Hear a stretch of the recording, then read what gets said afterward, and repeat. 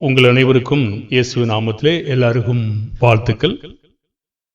நாம கடந்த நாளில் ஊழிய பணிகளை செய்து பற்றி நாம் பார்த்தோம். அது விளைச்சல் தரல. உங்களுக்கு ஒருவேளை தெரியலாம், சில நேரங்களில் தெரியல. ஒருவேளை நம்ம அந்த பாடத்தை முடிச்சாச்சு,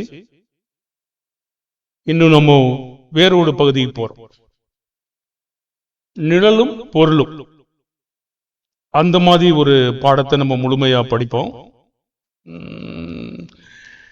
தொடர்ந்து நம்ம பேசும்போது பழைய உடன்படிக்கையும் புதிய உடன்படிக்கையும் தொடர்ந்து பேசுறோம். அதையும் இதையும் கம்பேர் பண்ணி அநேக காரியங்களை நம்ம படிக்கலாம் என்று நினைக்கிறோம்.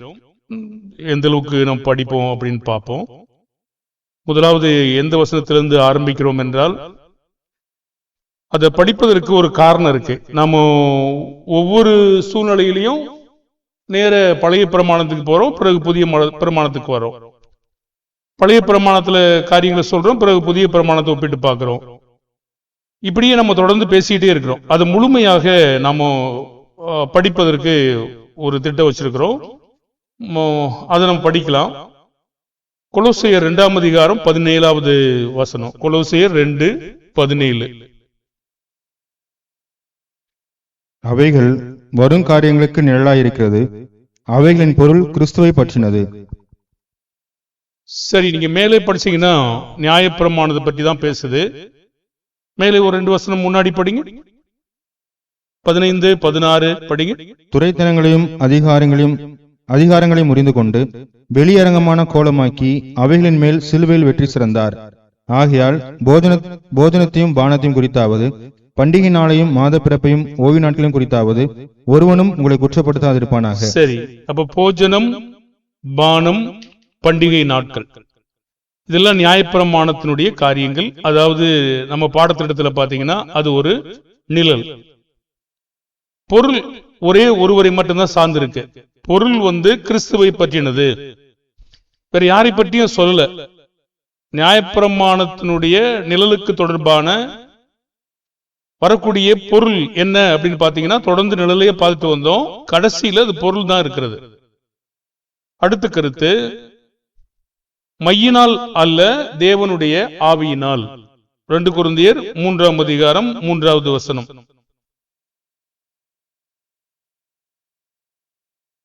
ஏனெனில் நீங்கள் எங்கள் ஊழியத்தினால் உண்டாக்கிய கிறிஸ்துவின் நிருபமாய் இருக்கிறீர்கள் என்று வெளியரங்கமாய் இருக்கிறது. அது மையினால் அல்ல, ஜீவனுள்ள தேவனுடைய ஆவியினாலும் கற்பலகைகளால் அல்ல, இருதயங்களாகிய சதையான பலகையிலையும் எழுதப்பட்டிருக்கிறது. சரி, மையினாலும் அல்ல, கற்பலைகளும் அல்ல, தேவனுடைய ஆவியினாலும் இருதயங்களாகிய சதையான பலகையில் எழுதப்பட்டது. பழைய பிரமாணம் தேவனுடைய காரியத்தினாலே மோசையினுடைய காரியத்திலிருந்து கற்பலையில் எழுதி கொடுக்கப்பட்டது. ஆனா அதே நேராக ஆவிக்குரிய வகையில அது கற்பலையில் எழுந்தது மனிதன் புரிந்து கொள்வதற்கு ஏதுவாக. எதில் எழுதுனதுன்னு சொல்லல. நீங்க 10 கட்டணை பார்த்தீங்கன்னா ஒரு நெருப்பு மாதிரி வரும், அப்படி எழுதுன மாதிரி காணப்படும். ஆனா இங்கே சொல்றாரு மையினால் அல்ல. பொதுவான மை வச்சு எழுதுவோம் இல்லையா, அதனால இல்ல, கற்பலையிலும் அல்ல, இருதயங்களாகிய சதையான பலகையில் எழுதப்பட்டிருக்கிறது என்று சொல்றார். அடுத்து இந்த ஊழியத்தின் காரியம் நிழல் எப்படி இருக்குன்னு பாத்தீங்கன்னா, ஆக்கினைக்கு ஏதுவான ஊழியம், நீதியை கொடுக்கும் ஊழியம். 2 கொரிந்தியர் 3ஆம் அதிகாரம் 7 10 வரைக்கும். எழுத்துக்களினால் எழுதப்பட்டு கற்களில் பதிந்திருந்த மரணத்துக்கு எதுவான ஊழியத்தை செய்த மோசையினுடைய முகத்திலே மகிமை பிரகாசம் உண்டானபடியால் இஸ்ரவேல் புத்திரர் அவன் முகத்தை நோக்கி பார்க்க கூடாதிருந்தார்களே. ஒளிந்து போகிற மகிமையுடைய அந்த ஊழியம் அப்படிப்பட்ட மகிமையுள்ளதா இருந்தால் ஆவிக்குரிய ஊழியம் எவ்வளவு அதிக மகிமையுள்ளதா இருக்கும். ஆக்கினை தீர்ப்பு கொடுக்கும் ஊழியம் மகிமையுள்ளதா இருந்தால் நீதியை கொடுக்கும் ஊழியம் அதிக மகிமையுள்ளதா இருக்குமே. இப்படியாக மகிமைப்பட்டிருந்த அந்த ஊழியம் இந்த ஊழியத்திற்கு உண்டாயிருக்கிற சிறந்த மகிமைக்கு முன்பாக மகிமைப்பட்டதல்ல. சரி, 2 வகையான ஊழியம். அது மரணத்துக்கு எதுவான ஊழியம், ஒளிந்து போகிற ஊழியம், ஆக்கினை தீர்ப்பு கொடுக்கிற ஊழியம். பொதுவா ஒரு ஓய்வு நாள் காரியத்துல நீங்க படிச்சிருப்பீங்க. ஒரு ஸ்திரீ விறகு பொறுக்கினதை நீங்க பார்த்திருக்கீங்க. விறகு பொறுக்கும் போது அப்போ ஏற்ற கட்டளை இல்லாதபடினாலே அவங்கள அது பின்னுக்கு வச்சிருக்காங்க. அப்ப கர்த்தருடைய கட்டளை வந்த பிற்பாடு அவளை கல்லால் அடிச்சு கொண்டுட்டாங்க. இன்று காரியங்களை நீங்க பாத்தீங்கன்னா இது கர்த்தருடைய நாள். இந்த நாள் கர்த்தருடைய நாள், ஓய்வு நாள் கிடையாது. பாருங்க, ஆக்கினை தீர்ப்பு கொடுக்கிற ஊழியம், மரணத்துக்கு எதுவான ஊழியம், அடிமைக்குள்ளாக கொண்டு போற ஊழியம். அதனால நம்ம இன்னைக்கு பரவாயில்ல அப்படின்னு நினைக்கிறோம். ஆனா ஆவிக்குரிய வகையில நம்ம தண்டிக்கப்படுவோம் என்பதை நாம மறந்துடக்கூடாதுங்க. இப்போ அதையும் தான் நம்ம இந்த பாடத்துல வலியுறுத்த போறோம். பொதுவா அன்றைக்கு விபச்சாரம் பண்ணா கல்லால் அடிச்சு கொண்டுருவாங்க. ஓய்வு நாளை கடைபிடிக்கலைன்னா பரவாயில்ல, இந்த வாரம் கடைபிடிக்கல, அடுத்த வாரம் பரவாயில்ல, அப்படி தேவன் ஒத்துக்க மாட்டாரு. கல்லால அடிச்சு கொண்டுட்டாங்க. அப்ப இது சட்டம், ஆனா அது நிழல். அப்போ நிழல் அப்படி இருக்கும் என்றால் ஒரு நிஜமான அது பொருளாகிய இந்த ஊழியம் எப்படி இருக்கும் அப்படின்னு பாத்தீங்கன்னா அங்கதான் சொல்றாரு. ஒரு மகிமையை ஒப்பிட்டு பேசுறாரு. 7ஆம் வசனத்துல ஒரு மகிமையை ஒப்பிட்டு பேசுறாரு. எழுத்துக்களினால் எழுதப்பட்டு கற்களில் பதிந்திருந்த மரணத்துக்கு ஏதுவான ஊழியத்தை செய்த மோசனுடைய முகத்தில் மகிமை பிரகாசம் உண்டாயிடுச்சு. அந்த மகிமையை இஸ்ரவேல் பார்க்க முடிஞ்சதா? முடியலையா? முடியல. இது என்ன ஊழியம்? மரணத்திற்கு எதுவான ஊழியம். என்ன ஊழியம்? ஒளிந்து போகிற ஊழியம். என்ன ஊழியம்? ஆக்கினை தீர்ப்பு கொடுக்கும் ஊழியம். இந்த ஊழியத்தினுடைய மகிமையவே யார் பார்க்க முடியல? இஸ்ரவேல் ஜனங்கள் பார்க்க முடியல. அவர் சொல்றாரு 8ஆம் வசனத்துல, ஒளிந்து போகிற மகிமையுடைய அந்த ஊழியம் அப்படிப்பட்ட மகிமையுள்ளதா இருந்தால் ஆவிக்குரிய ஊழியம் எவ்வளவு அதிக மகிமையுள்ளதா இருக்கும்.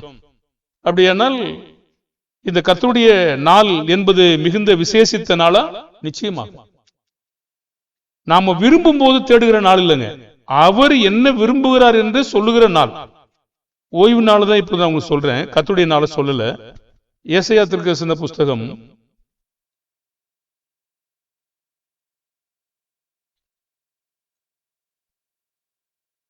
58வது அதிகாரம் 13-14. அந்த ஓய்வு நாள அவங்க எப்படி கடைபிடிக்கணும், கடைபிடிச்சா அவங்க எப்படி வாழ்வாங்க என்பதை அவர் வலியுறுத்துறார். என் பரிசுத்த நாளாகிய ஓய்வு நாளிலே உனக்கு இஷ்டமானதை செய்யாதபடி உன் காலை விலக்கி உன் வழிகளின்படி நடவாமலும் உனக்கு இஷ்டமானதை செய்யாமலும் உன் சொந்த பேச்சை பேசாமலும் இருந்து ஓய்வு நாளை மனமகிழ்ச்சியின் நாள் என்றும் கர்த்தருடைய பரிசுத்த நாளை மகிமையுள்ள நாள் என்றும் சொல்லி அதை மகிமையாக எண்ணுவாயானால் அப்பொழுது கர்த்தரில் மன மகிழ்ச்சியாய் இருப்பாய். பூமியின் உயர்ந்த இடங்களில் உன்னை ஏறி இருக்கும்படி பண்ணி உன் தகப்பனாகிய யாக்கோபுடைய சுதந்திரத்தால் உன்னை போஷிப்பேன். கர்த்தருடைய வாய் இதை சொல்லிற்று. இந்த நிழலான ஒளிந்து போகிற ஆக்கினை தீர்ப்பு கொடுக்கிற அந்த ஊழியத்தை நீங்க பாருங்க. அதை கடைபிடிச்சா பூமியின் உயர்ந்த இடங்களில் உன்னை ஏறி இருக்கும்படி. ஓய்வுனால அவங்க சரியா கடைபிடிச்சிருந்தாங்கன்னா தாழ்ந்த இடத்துல வைக்க மாட்டாங்க, உயர்ந்த இடத்துல பூமியிலேயே அவங்க வைக்கப்படுவாங்கன்னு சொல்றாரு. அடுத்து, உன் தகப்பனாகி யாக்கோபுடைய சுதந்திரத்தால் உன்னை போஷிப்பேன், கர்த்தருடைய வாய் இதை சொல்லிட்டு என்று சொல்றார். அந்த நாளை எப்படி ஆசரிக்கணும் அப்படின்னு அவர் சொல்றாரு பாருங்க. என் பரிசுத்த நாளாகிய ஓய்வு நாளிலே என்ன செய்யக்கூடாதாமா? உனக்கு இஷ்டமானதை செய்யாதபடி. அதுக்கு என்ன செய்யணும்? உன் காலை விலக்கி. பிறகு அடுத்து சொல்றாரு, உன் வழிகளின்படி நடவாமல். அடுத்து சொல்றாரு, உனக்கு இஷ்டமானதை செய்யாமல். அடுத்து சொல்றாரு, உன் சொந்த பேச்சை பேசாமல் இருந்து அந்த ஓய்வு நாள மனமகிழ்ச்சியா என்று எண்ணுவாயானால். இந்த பிரமாணத்தை நீங்க பாருங்க, இது நிழல். இது ஒரு மையினால் எழுதப்பட்ட பிரமாணம். இது ஒளிந்து போற மகிமை, ஆக்கினத்திற்கு கொடுக்கிற மகிமை. இதுக்கே இவ்வளவு பெரிய உயர்பட்ச மகிமை நமக்கு தேவன் கொடுப்பார் என்றால் இத கர்த்தருடைய நாளை எவ்வளவு மகிமையா எண்ணுவோம்னா என்ன எப்படி இருக்கும் பாத்துங்க. பாருங்க, அது நம்ம இந்த ஓய்வு நாளுக்காக அவங்க என்ன செய்யணுங்க? ஓய்வு நாளுக்காக என்ன செய்யணும்னு கேட்டீங்கன்னா, ஓய்வு நாளுக்கு முன்னாடி ஒரு ஆயத்த நாள் என்று ஒன்று உண்டு. அந்த இயேசு கிறிஸ்துவ நீங்க படிச்சீங்களா யோவான் புத்தகத்துல?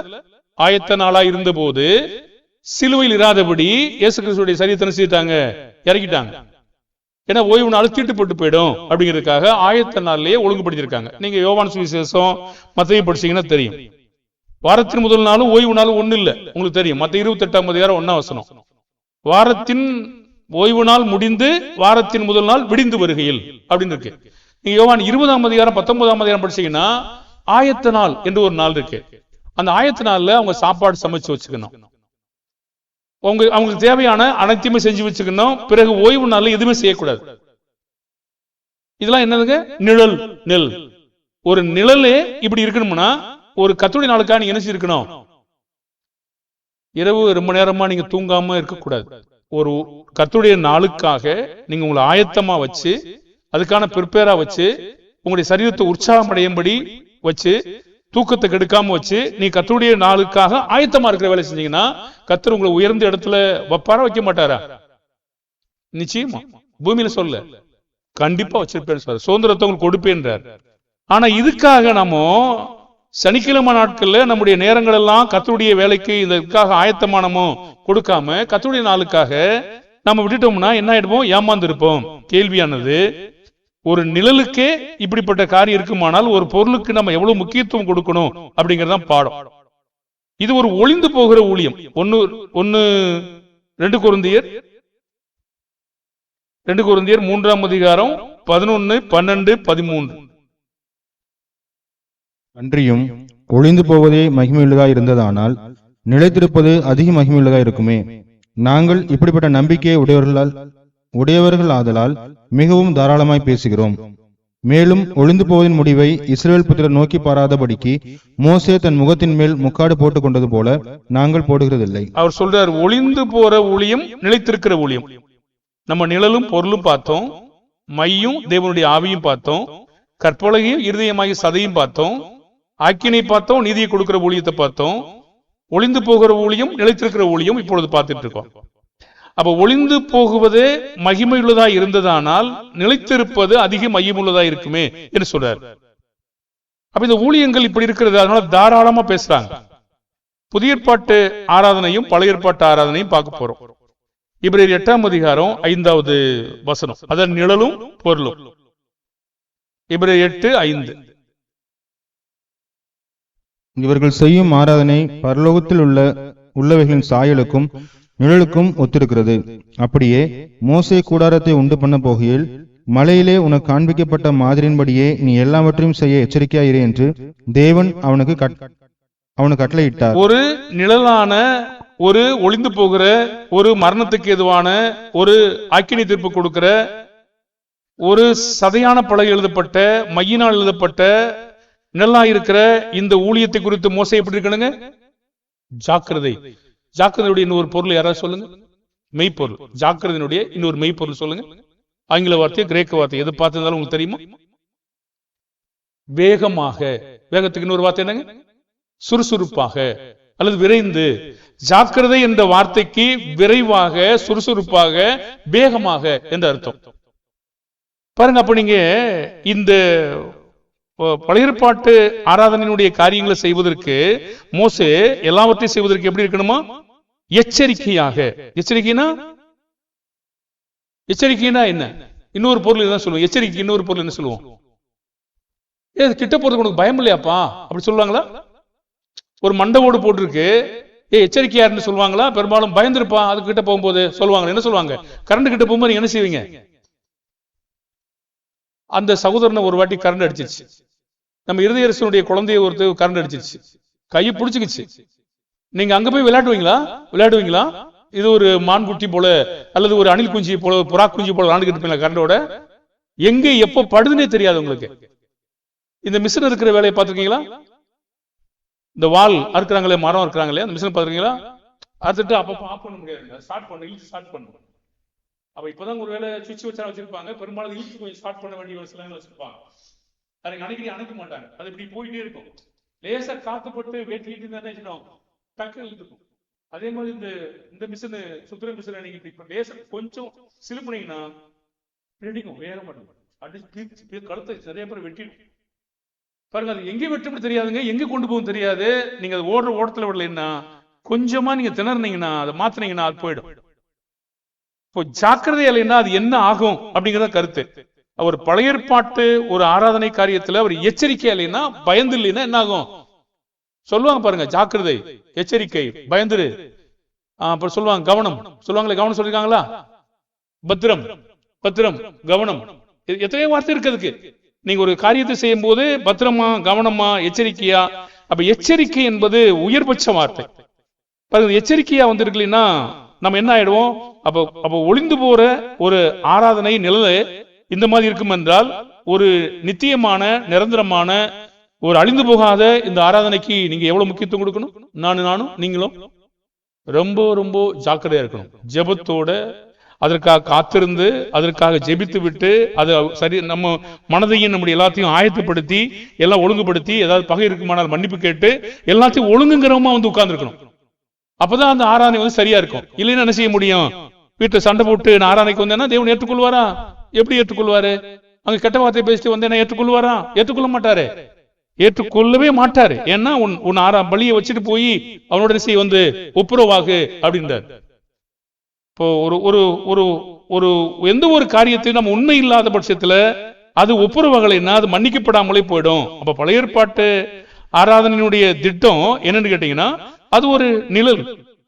அப்ப இந்த நிழலுடைய காரியத்தை அவர் என்ன செய்வதற்கு என்ன செய்யணும்? உண்டு பண்ண போகையில் மலையில் உனக்கு காண்பிக்கப்பட்ட மாதிரியின்படியே நீ எல்லாவற்றையும் செய்ய எச்சரிக்கை என்று தேவன் கட்டளையிட்டார்.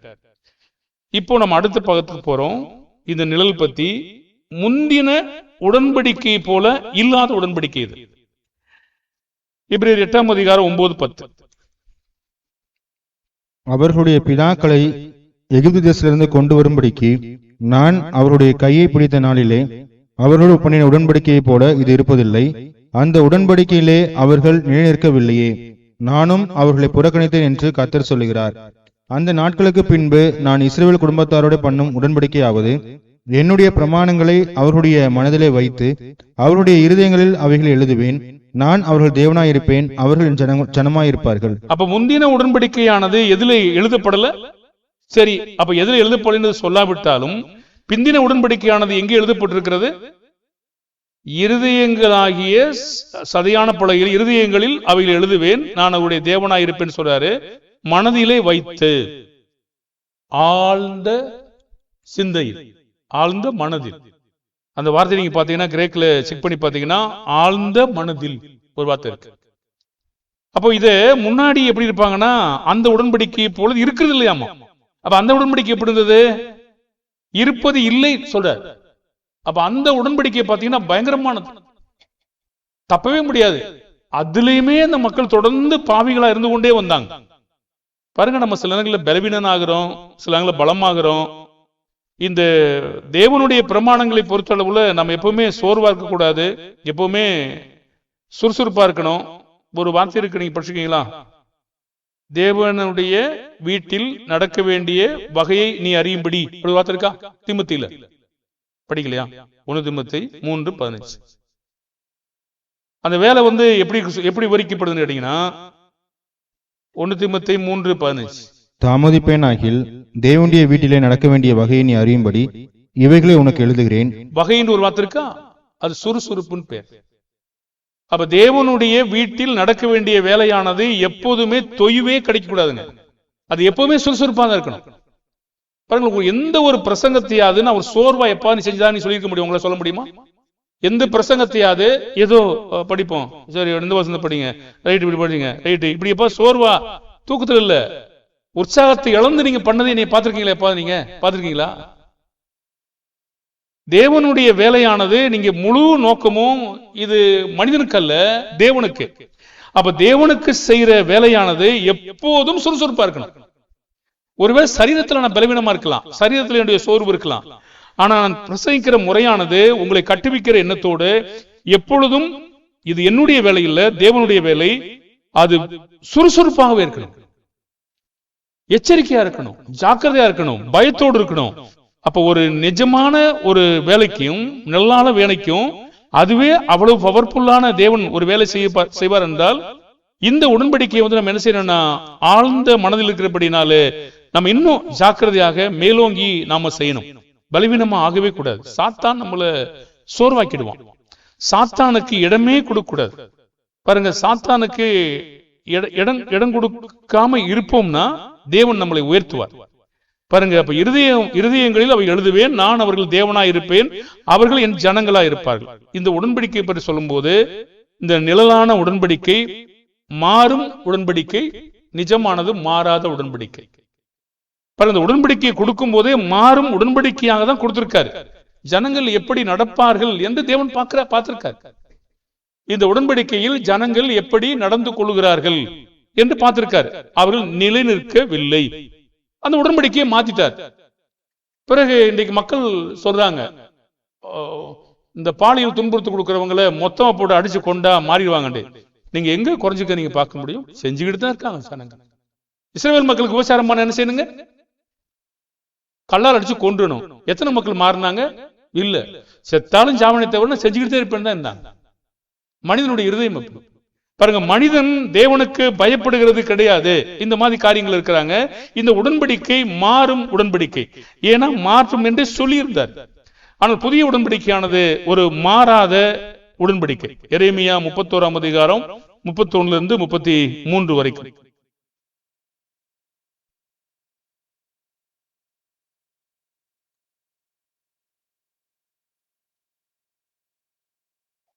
எரேமியா 31ஆம் அதிகாரம் 31 33 வரைக்கும். இதோ நாட்கள் வரும் என்று கர்த்தர் சொல்லுகிறார். அப்பொழுது இஸ்ரவேல் குடும்பத்தோடும் யூதா குடும்பத்தோடும் புது உடன்படிக்கை பண்ணுவேன். நான் அவர்கள் பிதாக்களை எகிப்திலிருந்து அழைத்து வர கைப்பிடித்த நாளிலே அவர்கள் பண்ணின உடன்படிக்கையின்படி அல்ல. ஏனெனில் நான் அவர்களுக்கு நாயகராய் இருந்தும் அந்த என் உடன்படிக்கையை அவர்கள் மீறி அவமாக்கி போட்டார்களே என்று கர்த்தர் சொல்லுகிறார். அந்நாட்களுக்கு பிற்பாடு நான் இஸ்ரவேல் குடும்பத்தோடு பண்ண போகிற உடன்படிக்கையாவது, நான் என் நியாயப்பிரமாணத்தை அவர்கள் உள்ளத்திலே வைத்து அதை அவர்கள் இருதயத்திலே எழுதி, நான் அவர்கள் தேவனாயிருப்பேன், அவர்கள் என் ஜனமாயிருப்பார்கள் என்று கர்த்தர் சொல்லுகிறார். அப்ப இந்த உடன்படிக்கையானது ஒரு மாறக்கூடிய உடன்படிக்கை. ஆனால் புதிய உடன்படிக்கையானது பூரண பிரமாணம், மாறாத உடன்படிக்கை என்று சொல்லுகிறார். தேவன் சில காலங்கள் வரைக்கும் தேவனுக்கு நிறைய திட்டங்கள் இருக்கிறது. வாய் வழியான பிரமாணங்களை கொடுத்து வந்தார். சில மோசையின் வழியாக தூதரை கொண்டு பிரமாணங்களை கொடுத்து வந்தார். பிறகு இயேசு கிறிஸ்து வழியாக கடைசியாக பிரமாணத்தை கொடுத்து கொண்டார். கேள்வி கேட்கலாம், நம்ம தேவன் ஏன் இத்தனை வழி அவர் பின்பற்றார்?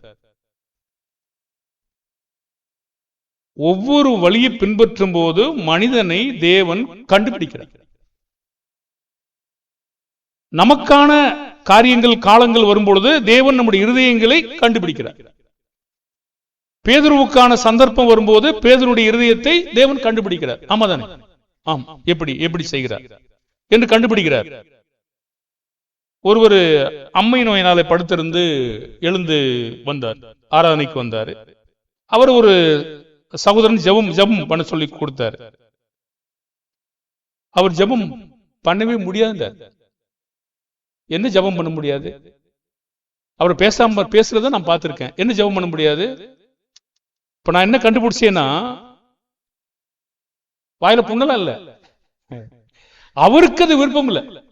விருப்பம் இருந்தா நான் விருப்பத்தோட ஜெபம் பண்றேன். எனக்கு விருப்பம் இல்லைன்னா நான் கொஞ்சம் ஜெபத்தை நீடிக்கிறேன். விருப்பம் எனக்கு இருந்துச்சுன்னா விருப்பம் இல்லைன்னா ஜெபத்தை டக்குன்னு சுருகிக்கிறேன். எனக்கு ரொம்ப ஆசையா இருந்தா இன்னும் கொஞ்சம் தேவனை புகழ்ந்து பேசுறேன். இதெல்லாம் யாருக்காக செய்யணுமோ? எனக்காக. ஏன் இஷ்டமாங்க? தேவனுடைய வேலையை தேவன் விரும்பினபடி செய்யணுமா, நாம விரும்படி செய்யணுமாங்க? அங்க பிரிச்சு பார்க்க தெரியுது நமக்கு. தேவனுடைய வேலையை நம்முடைய விருப்பத்தை கலந்து செய்யக்கூடாது.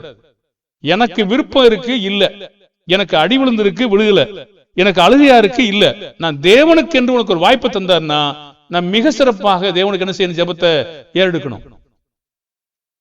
மிக சிறப்பாக அந்த வேலையை செய்யணும். என்ன வேணாலும் நான் செய்யணுக்குன்னா எனக்கு என்ன விருப்பம் இருக்கு அப்படின்னு நினைக்கவே கூடாது. அது நம்ம உண்மையான வேலைகள் இல்ல. புதிய உடன்படிக்கையை நம்ம அவ்வளவு சிறந்த உடன்படிக்கை. ஒரு பயபக்தியோடு செய்யணும். ஒவ்வொரு நேரங்களும் தேவன் தம்முடைய இருதயங்களை, மனிதனுடைய இருதயங்களை கவனிக்கிறவராக இருக்கிறார். தேவனுடைய வேலை என்று வருகிற பொழுது 100% ஜாக்கிரதையா இருக்கணும். ஒரே நாள் வளர்ந்துட மாட்டோம், படிப்படியா நம்ம வளருவோம். ஆனாலும் நம்முடைய இருதயங்களை தேவன் ஒரு உடன்படிக்கையை கொடுத்து பார்த்துக்கிட்டே வந்தார். கடைசியில வச்சு நிப்பாட்டாரு. நீ அக்கிரமம் செய்யறியா? செஞ்சுக்கிட்டு. கீழ்ப்படிய மாட்டையா? கீழ்ப்படியாம போ. பரிசுத்தமா இருக்கிறியா? இருந்துகிட்டு. நீதி செய்யறியா? செஞ்சுக்கிட்டு. ஒரு நாள் இருக்கு சொல்றார். அன்னைக்கு நான் உனக்கான அந்த பலனை தரப்போறேன் அப்படின்றார். அப்ப இந்த உடன்படிக்கையானது நித்தியமான உடன்படிக்கை, அழிந்து போகாத உடன்படிக்கை, மனதில் எழுதப்பட்ட உடன்படிக்கை. இதை குறித்து நாம் இன்னும் எச்சரிக்கையா இருந்து கவனமா செய்யணும். பழைய உடன்படிக்கையில ஒரு நிமான வீட்டுல ஒரு பலிகளை பத்தி கேள்வி கேட்டதுனால பழைய ஏற்பாட்டினுடைய பலிகளை பத்தி தொடர்ந்து பல காலங்கள் போஸ்ட் வந்தோம். அந்த பலிகள் எல்லாம் பாவங்களில் மன்னிப்பை கொடுத்தாலும் நிவர்த்தி செய்யல. பாருங்க, அவ்வளவு காலங்களை பலி செலுத்திருக்காங்க, அது நிவர்த்தி செய்யாத ஒரு பலி. ஆடு மாடு எல்லாம் கொடுத்து வருஷத்துக்கு ஒரு முறை வந்து செய்யணும், மறுபடி செய்யணும், இப்படி இருந்துச்சு. பாருங்க, இப்ப என்ன பார்க்க சொல்ல போறோம்னா, நிவர்த்தி செய்யாத பிரமாணமும் பூர்ணமாக்கும் பிரமாணம். எபிரேயர் 10ஆம் அதிகாரம் 1, 2, 3, 4 வரைக்கும். எபிரேயர் 10, 1, 2, 1-4 வரைக்கும். இப்படி இருக்க நியாயப்பிரமாணமானது வரப்போகிற நன்மைகளின் பொருளாயிராமல் அவைகளின் நிழலாய் மாத்திரம் இருக்கிறபடியால் வருஷந்தோறும் இடைவிடாமல் செலுத்தப்பட்டு வருகிற ஒரே விதமான பலிகளினாலே அவைகளை செலுத்த வருகிறவர்களை ஒரு காலம் பூர்ணப்படுத்த மாட்டாது. பூர்ணப்படுத்துமானால் ஆராதனை செய்கிறவர்கள் ஒரு தரம் சுத்தமாக்கப்பட்ட பின்பு இன்னும் பாவங்கள் உண்டென்று உணர்த்தும் மனசாட்சி அவர்களுக்கு இல்லாதிருப்பதினால் அந்த பலிகளை செலுத்துகிறது நிறுத்தப்படும் அல்லவா? அப்படி நிறுத்தப்படாதபடியால் பாவங்கள் உண்டென்று அவைகளினாலே வருஷந்தோறும் நினைவு கூறுதல் உண்டாயிருக்கிறது. அல்லாமலும் காளை, வெள்ளாட்டுக்கடா இவனுடைய ரத்தம் பாவங்களை நிவர்த்தி செய்ய மாட்டாதே. சரி, அப்போ நிவர்த்தி செய்யாத ஒரு பலிகள், நிவர்த்தி செய்யாத ஒரு பிரமாணம், நிவர்த்தி செஞ்சிருந்தா ஒரு விவாதம் பண்றார். நிவர்த்தி செஞ்சிருந்தா அல்லது பூர்ணப்படுத்தி இருக்குமானால் எதுக்காக அவங்களுக்கு மனசாட்சி உணர்த்தி மறுபடியும் பலி செலுத்த வந்தாங்க என்று கேட்கிறார். அப்படி மனசாட்சி இல்லைன்னா அது நிறுத்தப்பட்டிருக்குமே அப்படின்னு கேட்கிறார். அப்போ நிவர்த்தி செய்யாத பிரமாணம், இந்த பிரமாணம் என்ன? பூரண பிரமாணம். தேவனுக்கு நம்ம நன்றி சொல்லணுங்க. தேவன் தம்முடைய படைப்புகளை படைச்சிட்டு ஆதியாகமம் நீங்க 6 படிச்சீங்கன்னா வேதனையா இருந்தார். அவங்கள உருவாக்கி அவங்களுக்கான வேலைகளை செய்து அவங்களுக்கு எல்லா காரியங்களும் செய்து அவங்க தேவனுடைய சித்தத்தை செய்யாத போது அவருக்கு என்ன ஆச்சுங்க? இருதயத்திற்கு விசனமா இருந்தது. தேவன் விசனப்பட்டா நாம விசனப்பட மாட்டோமாங்க? ஒரு குடும்பத்தை நீங்க உருவாக்கிட்டு உங்க பிள்ளைகளை நீங்க பெற்றெடுத்த பிற்பாடு உருவாகலைன்னா உங்களுக்கு விசனமா இருக்காதா? கண்ணீர் வடிக்க மாட்டீங்களா? பவுல், அப்போஸ்தலனாகிய பவுல் 3 வருஷ காலத்தில் ஊழியம் செய்த போது அவர் கண்ணீர் வடிக்கலையாங்க? ஐயோ, என்னுடைய பிள்ளைகள் இப்படி வளரவில்லையே, நான் செய்த இந்த கிரியைகள் வீணா போயிருமோ என்று பயந்திருந்தார். அப்போ இந்த நிவர்த்தி செய்யாத பிரமாணத்துக்கு பூரணப்படுத்தும் பிரமாணத்தை கொடுத்த தேவனுக்கு நம்ம நன்றியோடு வாழணும். நம்முடைய மனசாட்சியை முழுவதுமாக பூர்ணப்படுத்தி இயேசு கிறிஸ்துவை அனுப்பி ஒரே பலி செலுத்தி வச்சிருக்காரு. அதற்கு எவ்வளவு நன்றி கடனா வாழ்றதுக்கு பதிலா நம்ம ஏதோ ஒரு அசடத்தனமா வாழ்றோம். அசடத்தனமா வாழும் பொழுது தேவன் நம்ம வளர்ச்சி அடையாத நிலை என்றுதான் கண்டுபிடிப்பாரு. பாருங்க, அது நிவர்த்தி செய்யல, ஆனா இது பூர்ணப்படுத்துகிறது என்று சொல்றாரு. அடுத்த பாட்டு போறோம். கையினால் செய்யப்பட்ட சிருஷ்டி சம்பந்தமான கூடாரம் பெரிதும் உத்தமமான இன்னொரு கூடாரம். உத்தமமானன்னா பூர்ணமான. இது கையினால் செய்யப்பட்டதுக்கு ஆப்போசிட் கையினால் செய்யப்படாததுங்க. எபிரேயர் 9ஆம் அதிகாரம் 9-11 வரைக்கும். அந்த கூடாரம் இக்காலத்துக்கு உதவுகிற ஒப்பனையா இருக்கிறது. அதற்கு ஏற்றபடியே செலுத்தப்பட்டு வருகிற காணிக்கைகளும் பலிகளும் ஆராதனை செய்கிறனுடைய மனசாட்சியை பூர்ணப்படுத்த கூடாதவைகளாம். இவைகள் சீர்திருத்தல் உண்டாகும் காலம் வரைக்கும் நடந்திரும்படி கட்டளையிடப்பட்ட போஜன பானங்களும் பலவித ஸ்நானங்களும் சரீரத்திற்கேற்ற சடங்குகளுமே அல்லாமல் வேறல்ல. கிறிஸ்துவானவர் வரப்போகிற நன்மைகளுக்குரிய பிரதான ஆசாரியராய் வெளிப்பட்டு கையினால் செய்யப்பட்டதாகிய இந்த சிருஷ்டி சம்பந்தமான கூடாரத்தின் வழியாக அல்ல, பெரிதும் உத்தமமான கூடாரத்தின் வழியாகவும். சரி, 2 காரியங்கள் இருக்கிறது. இது ஒரு சரீரத்திற்கேற்ற ஒரு சடங்கு, கையினால் செய்யப்பட்ட சிருஷ்டி சம்பந்தமான கூடாரம், பெரிதும் உத்தமமான கூடாரம். இன்னொரு வார்த்தை இருக்கு, அந்த கூடாரம் இக்காலத்திற்கு உதவுகிற ஒப்பனை என்று ஒரு வார்த்தை இருக்கு.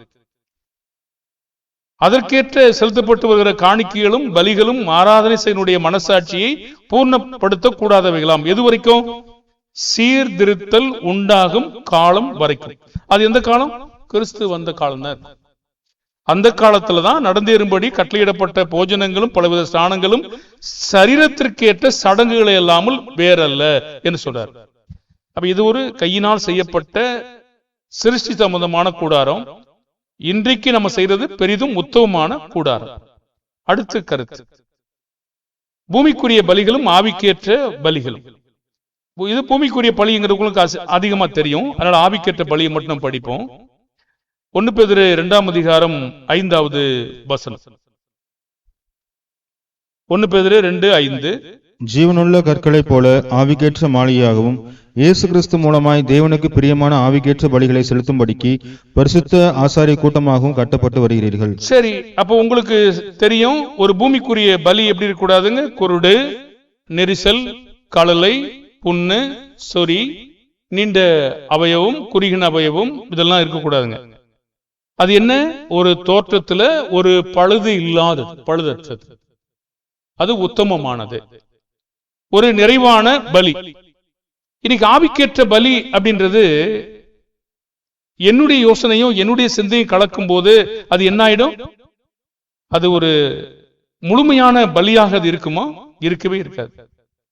பாருங்க, கண்டிப்பாக ஒரு சகோதரனை நீங்க நேசிக்கிறீங்க, ஒரு சகோதரன் அன்பு கூறுறீங்க, ஒரு சகோதரனுக்கு ஒரு வேலையை கொடுக்குறீங்க, ஒரு சகோதரனுக்கு உதவி செய்றீங்க, அவன் நேசிக்கிறதுக்காக நீங்க செய்யணுமாங்க? அப்படி செய்யணுமா? அது என்னுடைய விருப்பம். அவன் ஒரு சகோதரன், அவனுக்கு நான் உதவியா இருக்க வேண்டும் என்று சொல்லி, அவனை இன்னும் சீர்திருத்த வேண்டும் என்று சொல்லி தேவன் எனக்கு கட்டளையிட்டிருக்கிறார் என்று அறிந்து அப்படி செய்யும்போது நிறைய பலன் இருக்குமா? அதுதாங்க ஒரு சரியான ஒரு நிலை. புதிய ஏற்பாட்டு காரியங்கள் அப்படிதான் இருக்கிறது. அந்த நிலையே அதுதான் சரியான நிலை. நம்ம காலையில படிச்சோம் ஒரு பகுதி. யோபு புத்தகத்தை படிக்கும் போது அவர் என்ன யோசிச்சாதீங்களா? என்னை என் தாயின் கற்பத்தில் உண்டாக்கினவர் எப்படி உண்டாக்கினாரோ அதே போல சாருங்க அவனை உண்டாக்கினார் சொன்னார். அந்த சிந்தனை இருக்கணும். அப்ப அவனை கவனிக்க வேண்டும் என்றால், ஒரு வேலைக்காரனை கவனிக்க வேண்டுமானால், நான் அவன் ஒரு வேலைக்காரன், அவனை எனக்கு ரொம்ப பிடிச்சிருக்குது, நல்ல எனக்கு தோட்டத்தில் வேலை செஞ்சிருக்கிறான் அப்படின்ற ஒரு எண்ணம் இல்லாம, என்னை உண்டாக்கின தேவன் எப்படி கற்பத்தில் உண்டாக்கினாரோ அதே போல அவனை உண்டாக்கினார். இது எவ்வளவு மேன்மையா இருக்கு பாருங்க. இப்படி நாம செய்யும் பொழுதுதாங்க அதிக பலன் இருக்கும். இந்த சிந்தை நமக்கு அதிகமா இருக்கணும். கர்த்தருடைய பணி என்று வருகிற பொழுது இப்படிப்பட்ட சிந்தை எனக்கு இருந்தாதான் அதிகமான ஒரு நல்ல ஆவிக்கேற்ற பிரியமான பலி. ஒரு வார்த்தை இருக்கு, இயேசு கிறிஸ்து மூலமாய் தேவனுக்கு பிரியமான ஆவிக்கேற்ற பலி. அப்ப பிரியமான பலியா நம்ம எப்ப கொடுக்க முடியும்? சரி, எனக்கு ஒரு பணம் நிறைய இருக்கு, அள்ளி பை நிறைய அள்ளி பையில போடுறேன். பாக்குறவங்க எல்லாம் பாக்குறாங்க, எவ்வளவு பணத்தை போட்டிருக்காரு அப்படின்னு பாக்குறாங்க. ஆனா ஒருத்தங்க ரொம்ப கம்மியா கொடுக்குறாங்க, மனப்பூர்வமா தேவனுக்கு அந்த விதவையை போல உத்தமமா கொடுக்குறாங்க. தேவன் யார புகழ்றாரு? அந்த விடோஸ், அந்த ஏழை விதவைய தனக்கு உண்டான எல்லாவற்றையும் போட்டு விட்டான். ஆனா இவனோ பரிபூர்ணத்திலிருந்து எடுத்து போட்டான்.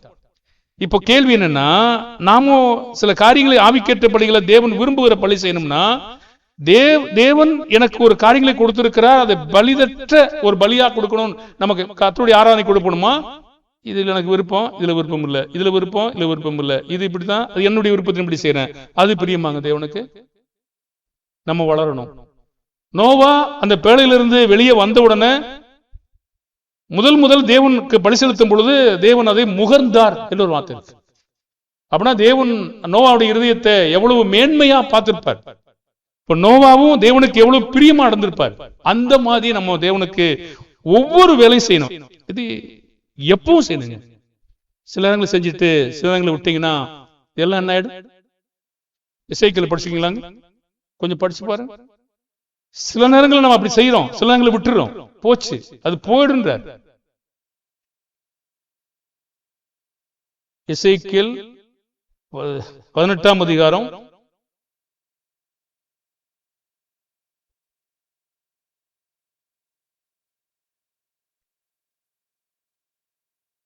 அந்த நீதியில நீங்க நிக்காம விட்டீங்கன்னா அவருடைய நீதிகள் நினைக்கப்படுவது இல்லை என்று ஒரு வார்த்தையை நான் பார்த்திருக்கேன். 24ஆம் வசனத்தை பாருங்க. நீதிமான் தன் நீதியை விட்டு விலகி அநீதி செய்து துன்மார்க்கன் செய்கிற சகல அருவருப்புகளின்படியும் செய்வானே ஆகில் அவன் பிழைப்பானோ?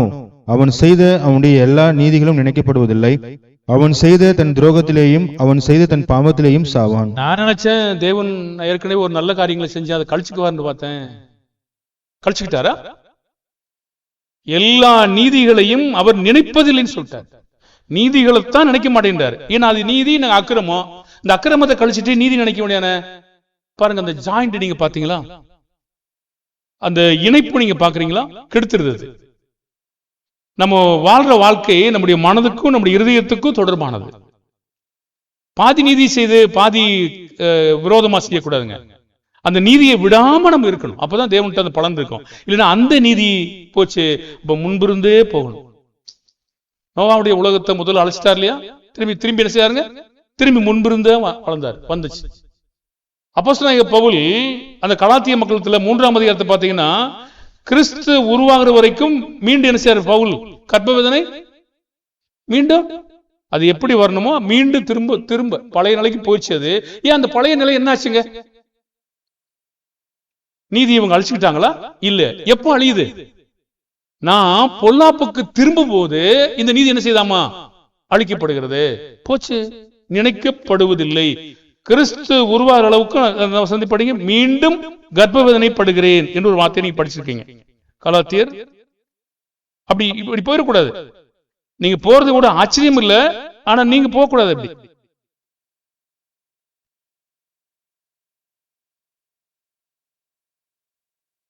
அந்த வசனத்தை நான் மறந்துட்டேன்.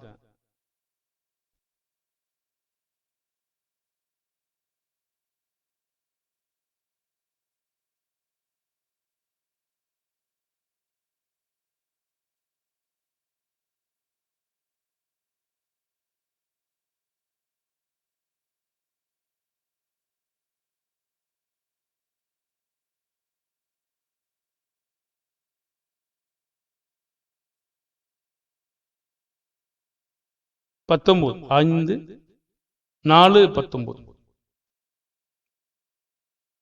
என் சிறு பிள்ளைகளே, கிறிஸ்து உங்களிடத்தில் உருவாகும் அளவும் உங்களுக்காக மறுபடியும் கர்ப்பவேதனைப்படுகிறேன். எதுக்கு மறுபடியும் கர்ப்பவேதனை பண்ணுங்க?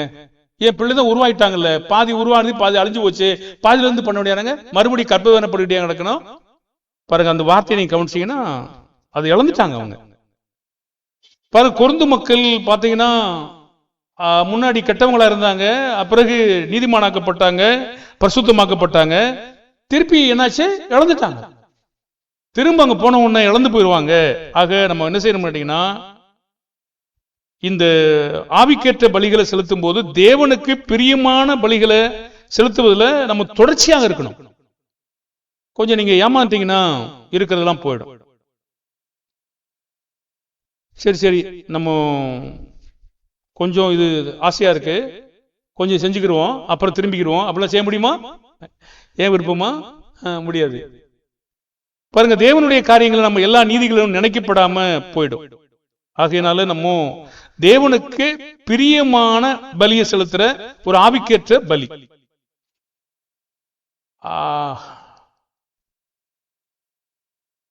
அடுத்த ஒரு கருத்து, சரீர சுத்திகரிப்பும் மனசாட்சியை சுத்திகரித்தலும்.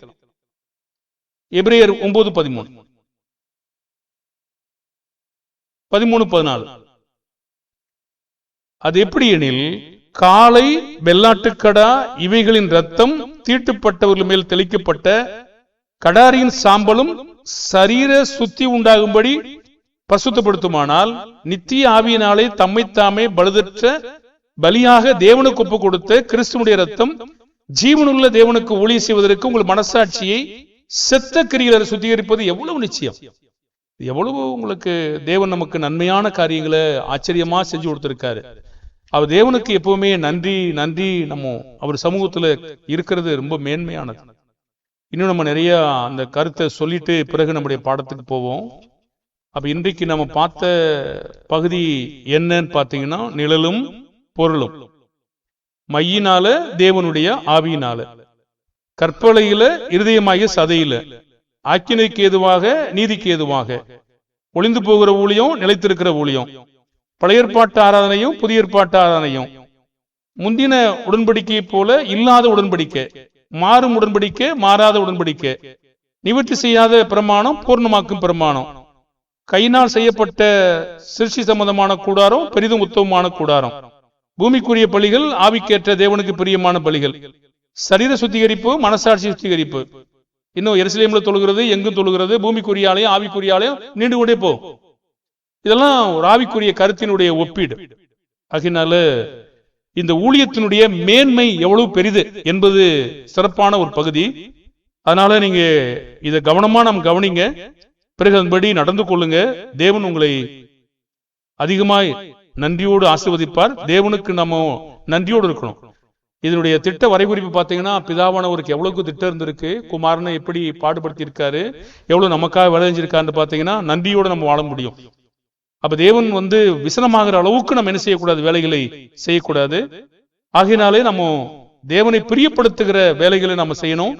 புதிய பிரமாணம் ரொம்ப உயர்வானது.